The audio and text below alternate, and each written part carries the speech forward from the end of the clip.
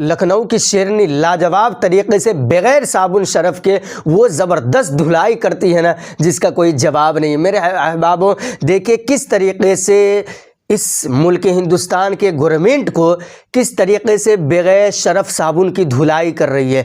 देखिए मुफ्ती साहब के हवाले से काफ़ी सारी ऐसी बयानें की हैं जिस बयानों को सुन करके उन लोगों का जलना शुरू हो गया है। मेरे अहबाबों, मैं हाज़िर खिदमत करता हूँ ये वीडियो उससे पहले आप अगर पहली मरतबा आए हैं तो बराए करम चैनल को सब्सक्राइब ज़रूर कर लें, साथ ही साथ बेल आइकन ज़रूर दबा लें ताकि अगली वीडियो की अपडेट आप तक पहुँचती रहे, आप भी उस वीडियो को देख करके कुछ जानकारी हासिल कर सके। तो मेरे अहबाबों, हाजिर खिदमत करता हूं ये वीडियो, इस वीडियो को देखें उसके बाद बात करता हूं।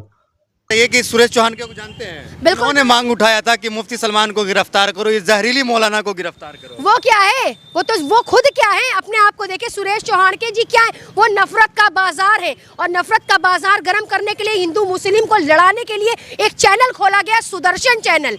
वो इसी के लिए खोला गया है ताकि आपस में विवाद हो, आतंकवाद को बढ़ावा मिले। जब आप इस तरह के आतंकवाद को बढ़ावा देंगे, सुरेश चौहान के एक आतंकवादी है, मैं आपके खुले चैनल से कह रही हूँ।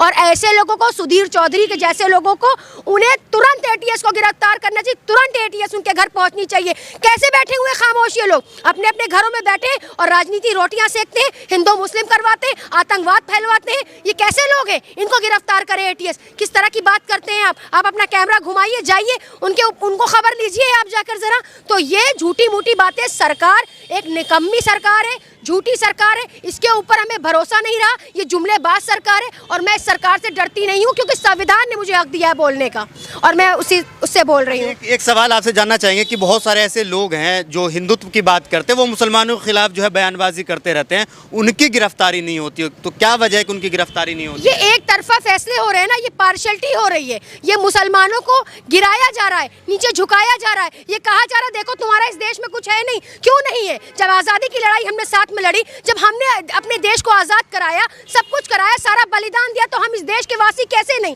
तो आप जानबूझकर हमारे साथ दोहरा चरित्र निभा रहे, तो दोहरा चरित्र निभाना बंद कीजिए। मुफ्ती सलमान अजहरी को रिहा करेंगे? बिल्कुल रिहा करना चाहिए। अगर मुफ्ती सलमान साहब की रिहाई नहीं हुई तो हम सड़कों पर उतरेंगे। ये फैक्ट है, ये सच है, क्योंकि हमारे उलमाओं के खिलाफ ये बर्दाश्त नहीं करेंगे। अगर आपके संतों के खिलाफ और किसी के खिलाफ अगर कोई गलत बात होती है तो उतरते हैं ना। ये हमारे धर्म को ठेस पहुंचाते हैं, ये हमारी शरीयत को बुरा कहते हैं, ये हमारे इस्लाम धर्म को बुरा कहते हैं, रोज गालियां देते हैं हमको। क्यों? हमारी खता क्या है, हमारी गलती क्या है? क्या हिंदुस्तानी मुसलमान होना गलत है? क्या हिंदुस्तान में मुसलमान का रहना गलत है? अगर आप ये साफ कर दीजिए मोदी जी, अगर ये स्पष्ट कर दीजिए तो फैसला सरेआम और सरे मैदान में हो जाएगा। अजहरी साहब ने कुत्ता किसको कहा? वो एक उनकी कविता थी। रात दिन आप लोग तो माँ बहन की गालियां देते हो मुसलमानों को, सोशल मीडिया पर गंदी गंदी गालियां देते। वो गालियां क्यों नहीं देखते आप? वो गालियां क्यों नहीं देखते आप? कुत्ता जो लफ्ज है वो एक कविता में उन्होंने बोला, तो क्या गलत बोल दिया उन्होंने? उनका मतलब वो नहीं था, उनका मतलब दूसरा था, उस मतलब को घुमाया गया है, ये गलत है। लेकिन हिंदुवादी जो संगठन के लोग, वो कह रहे हैं मुझे कहा है, नहीं, हिंदुओं को टारगेट किया, आस्था को ठेस पहुंचा। देखिए जिसको लग रहा है, अगर सुदर्शन चैनल वाले को लग रहा है कि मुझे कहा गया, तो शायद अगर उनको लगा ये बात तो हो सकता हो, लेकिन उन्होंने किसी इंसान को, किसी धर्म को, किसी समुदाय को ठेस नहीं पहुंचाई है, ये स्पष्ट है। अच्छा गामा जी, आप क्या कहेंगे, आपको क्या लगता है? देखिए सर, जिस तरीके से अजहरी साहब की गिरफ्तारी हुई ठीक है, अगर उन्होंने भड़काऊ बयान दिया। एक बात ये बताइए, देश का सबसे बड़ा जो मंदिर है वो संसद है, संसद में एक मुसलमान सांसद को क्या क्या कहा गया पूरे देश ने देखा कि कटुए, मुल्ले, आतंकवादी, उस पर कोई कार्रवाई हुई? वो आज तक जेल में गया। देखिए भाजपा का सीधा सिद्धांत बना रखा है कि मुसलमानों को टारगेट करो और अपनी राजनीति करो। जिस तरीके से मुसलमानों को दिन रात प्रताड़ित करने का काम भाजपा सरकार कर रही है, ये बहुत गलत है। और जिस तरीके से हमारे उलमाओं पर बहुत से ऐसे गलत आरोप लगाए जा रहे हैं और जो फैसले हो रहे हैं ना, ये इंसाफ नहीं हो रहे सर, ये सिर्फ फैसले हो रहे हैं। जिस तरीके से ऐसे ऐसे बिल लाए जा रहे हैं जो सिर्फ और सिर्फ मुसलमानों के खिलाफ हैं, तो ये सरकार को सोचना चाहिए कि मुसलमान इस देश का बाइज्जत शहरी है, कोई बाई चांस इंडियन नहीं है, मुसलमान बाई चॉइस इंडियन है। हमारे पूर्वजों ने यह लड़ाइयाँ लड़ी हैं और वो दफने। मुफ्ती सलमान अजहरी को इस तरीके से शायरी पढ़नी चाहिए। देखिए सर, मुफ्ती सलमान अजहरी साहब ने जो कहा था वो उन्होंने किसी का नाम तो नहीं लिया सर। वही बात आ गई कि एक ज़माने में राहत साहब ने कहा था कि सरकार चोर उचक्कों की है, सुबह उनके घर पे पुलिस पहुंच जाती है। उन्होंने ये नहीं कहा था कहाँ की सरकार चोर है, उन्होंने जो कहा है कि तुम्हारा वक्त है, हमारा दौर आएगा। अब ये बात किसी का नाम लिया उन्होंने, तो देखिए एजेंडा फैलाया जा रहा है।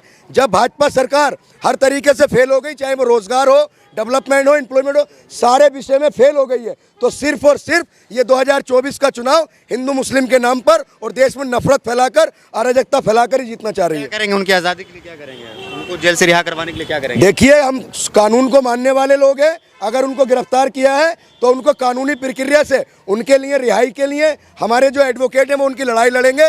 लेकिन सर, मुसलमान अपने आप को ठगा हुआ महसूस कर रहा है, क्योंकि हमारे लिए कानून अलग से बना दिया।